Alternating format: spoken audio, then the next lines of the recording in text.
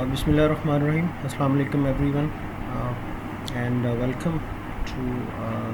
this lecture. So we will discuss the overview of financial institutions and their products,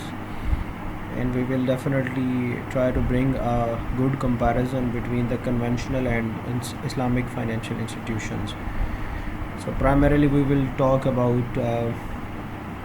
the commercial banking process and banking system and their products, and definitely the best alternative, which are the Sharia compliant, and we can say these are the Islamic mode of banking, or you may say under some Islamic principles how the banking system can be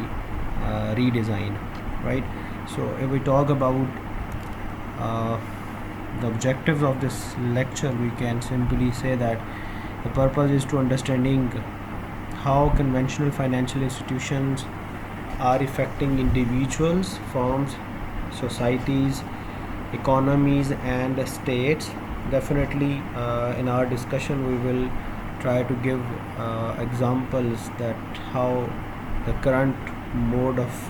conventional financial institutions are affecting negatively, or in some sense, to some extent positively, to all these entities. Secondly, we will discuss that what is exactly banking today is, and then we will try to explain the categories of the conventional financial institutions. And definitely this is important before going into the details of the Islamic banking system, because if we do not have a grip on how the conventional setups are already doing, we will not be able to identify the loopholes and the bad sides of these systems,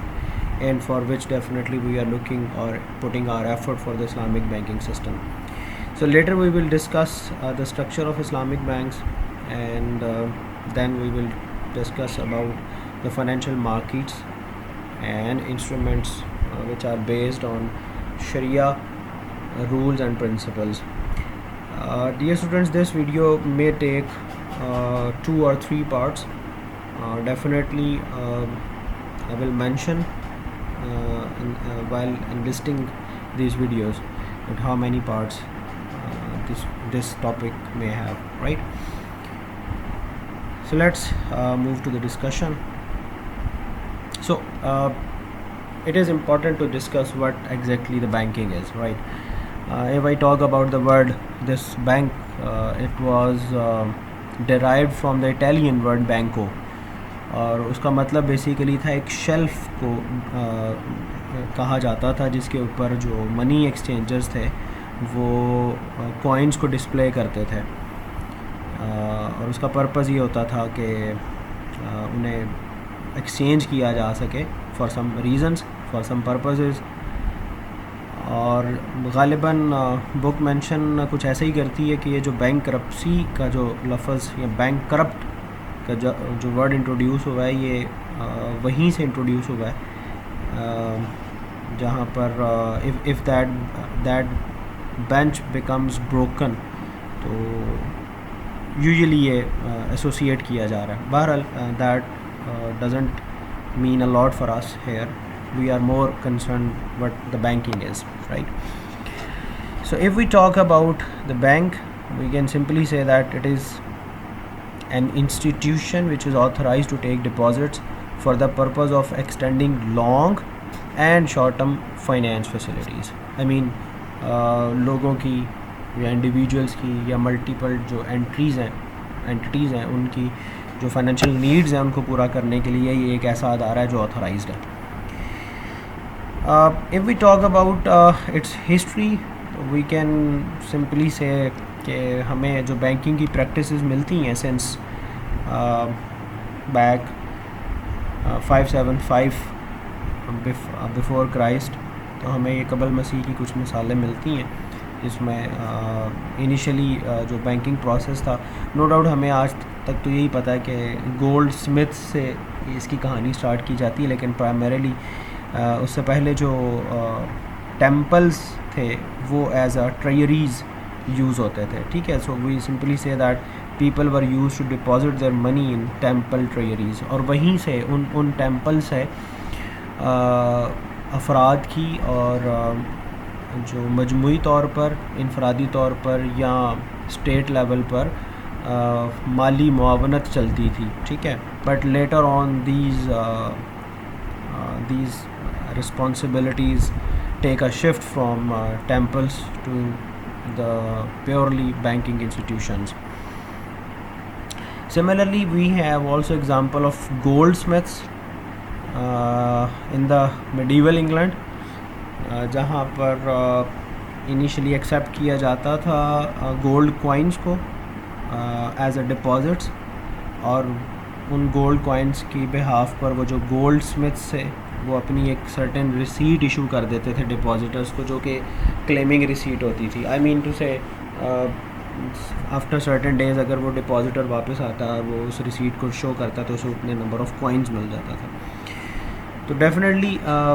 کچھ ایسا ہی ہوا کہ ڈپازیٹرز کی تعداد بڑھتی چلی گئی, اور آبویسلی گولڈ اسمتھس کے پاس ایک سرٹن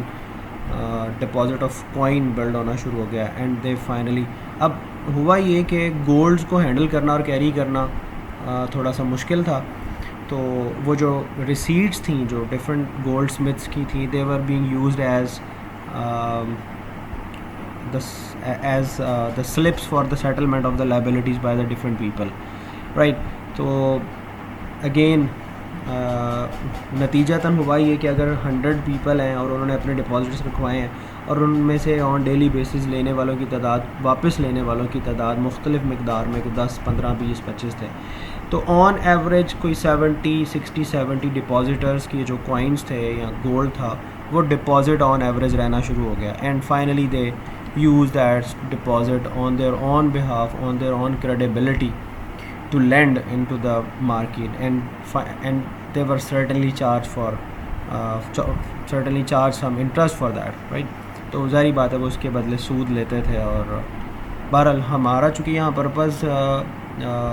اس نظام کو سمجھنے کا یہ ہے کہ اس کے نقصانات کیا ہیں اور کیوں اسلامک فائنینشیل بینکنگ سسٹم جو ہے وہ اس کا بہتر متبادل ہو سکتا ہے,